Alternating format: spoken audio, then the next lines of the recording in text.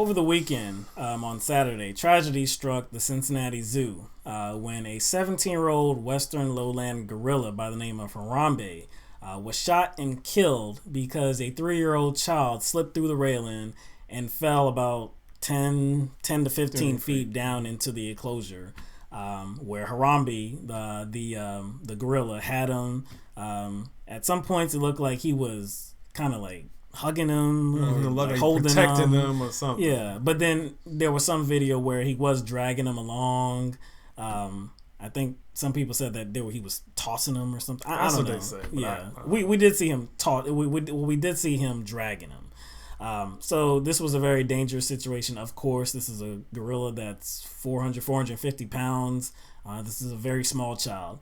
So the officials decided the best course of action would be to, shoot the gorilla dead. They weighed the option of using a tranquilizer and said that it just wouldn't, or it might not be prudent because it would have took a long time, maybe up to 30 minutes for that tranquilizer to have an effect. And during that time, there's other risks that could have come about. Gorilla can go crazy. Yeah, exactly. Get startled, hurt the child or something like that. Yeah. So because the child fell, of course the gorilla had to pay the ultimate sacrifice, and his life was ended. So of course there is a lot of uproar about that, and I think justifiably so too. I mean, the kid shouldn't have been able to slip in there. That's one. Two, the mother that was there, she did have her, I guess she did have her eyes off of him for some period of time. And being that he did slip through the railing though, it really could have been a short period of time that she had her eyes off of her, off of the child. And I'm sure parents understand that happens. I mean, we see it in Walmart, Target, anywhere, grocery store. Yeah, you could be preoccupied with anything, and all of a sudden you just don't know. What happened to your child. They could be right by your side, but that you don't see them. It happens. It's tragic that it happened this way. The child could have been seriously hurt. Thankful that it wasn't hurt. That the child wasn't hurt, but the gorilla did die. It's interesting to witness the narratives people construct, like as a consequence of situations like this. Like there's so many ways I think about it, and as far as from a parental standpoint, like I'm not a parent. I know you are, but I see this a lot on like networks like HLN or any network that likes to show parents behaving badly. Right. And I think that's a very attractive forum because people like to go on those forums and look at people who kind of either don't treat their kids correctly or are negligent, and it makes themselves feel like they're the perfect parent because look at what happened to this child. That's just, this person was just so negligent about it. And it kind of makes people feel like they're the good parents. Right. And so how could this happen? And so I see a lot of that. And to me, it's just like, really? You weren't even there? And let's be honest, kids run off all the time, every day. Yeah. Could happen to you too. Yeah.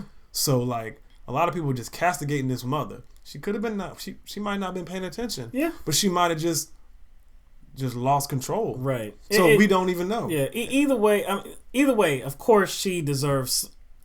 She was culpable. Yeah. Definitely. Mm-hmm. Now, was it that she's a bad parent and wasn't paying attention, or was it that she got distracted and he just slipped through? Because earlier a witness did say that they heard the boy telling his mother that he wanted to go swimming or he wanted to get into the water. And she was like, no, you're not. So I guess sometime later, probably soon after that, he slipped through and jumped in or whatever, or fell in, whatever the case. But one thing that kind of is interesting to me is that it seems as if everyone is just trying to rush to judgment in regards to maybe punishment of this woman who was maybe neglectful. We're not denying that, she may have been. Yeah, but it's just everybody's like, she must be punished. She, essentially because they had to kill the gorilla. Right. The gorilla is an endangered species. Yeah. All right. So it it was a terrible thing. But I mean, but just think about like at what level they're demanding this. Like, she needs to be held accountable for her actions and her neglect. And I'm like, that's interesting, because it just seems like it's like pulling teeth to try to get some of these same people just to acknowledge or just to hold law enforcement accountable for their mistakes. You know, when the actual person dies. Yeah. You know what I'm saying? Yeah. That's kind of like what I get from it. And so to me, it's not just about the gorilla. It's about kind of like the narratives people construct and how it kind of relates to the world we live in. Yeah.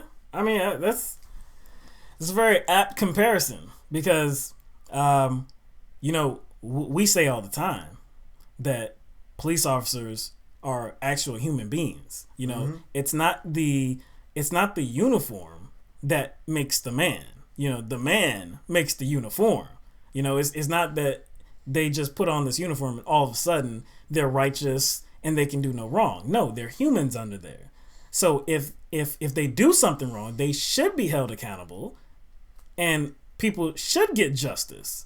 But it far too often, it seems like the prevailing thought is that, well, look, they have a hard job to do. Let's make excuses for them. You know? Exactly. So why not make excuses for this parent? Yeah. But as far as like a narrative is concerned, Fox and Friends. Oh boy. You know what they decided to do with this? Well, let's show them the video. And according to the Daily Mail, the father has a long rap sheet including drugs and kidnapping charges.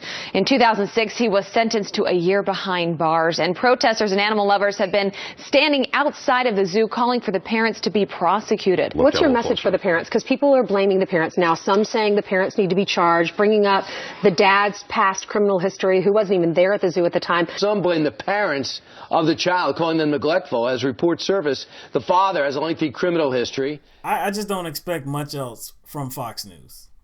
You know, we stated that this woman, you know, her actions, of course, led to this incident. Now, was it because of neglect, or was it because just there was one moment where she got distracted? I don't know. We don't know. But why? Why would Fox News decide to bring in the child's father? And talk about his past. Not only that, like first of all, he wasn't even there. There. She kind of like she mentioned it for like a split second. Right. But I just want to ask anybody who watches Fox News or who doesn't watch Fox News, and it's the first time that they have seen this. What would be the logical reason for bringing up that man's past? Like, seriously, what is the logical reason, especially after they knew that he wasn't there? Yeah. Like, how does he have anything to do with this since he wasn't there? And like I said, what is the reasoning for bringing this up? What were they trying to do? What were they trying to do? They were obviously trying to do something. And I'll add, this is probably the most important part, that I believe the record was like 10 years ago. So he actually turned around his life, right? Yeah. So they brought up something from 10 years ago, as if it pertained to this case. Why would they do that? Of course. Why would they do that? Just seems as if it's like, ooh, we have another opportunity to bring up the criminality of a black person. Right. And say it's this type of person. It's this type of person that is so irresponsible. Yeah. Because obviously this man who was not there, he has this troubled past, right? A very troubled past. Obviously, he's not a good person. See? And because he's not a good person, the woman in the situation, she must not be a good person either. Yeah. That's what it's about. That's why this happened. That's why it's happened. And this is why they go into who should be held responsible. Yeah. Because that's the setup before the question is asked. So in the minds of their viewer, their minds are already geared towards, oh, look at these losers, and you know. So in this case, the way they're framing this is that this woman, it couldn't be some instance where, like we were talking about at Walmart, where somebody loses track of their child, right? It can't be that. This woman is so bad that she neglected her child. That's why he ended up with this gorilla.